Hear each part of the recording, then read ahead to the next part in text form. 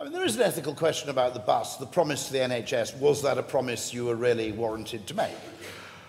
So the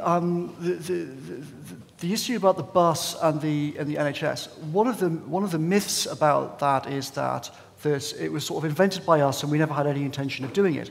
But what I thought would happen is that if we won, Cameron would be finished and Osborne would be finished and there would be a leadership campaign, which I was right about. I then thought that Boris was a shoo-in to win. But then, of course, my old friend Michael Gove, I then went off north with my wife and new baby who'd just been born, thinking that Boris is obviously going to walk it, went up to Scotland. And then Michael threw this extraordinary curveball in and sort of took Boris out at the knees.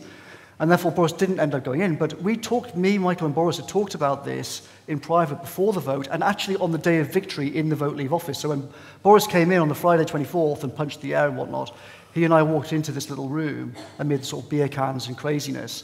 And I said to him, the first thing you do is say, we are going to meet this promise. And he smashed his fist down on the table and said, absolutely, no question about it.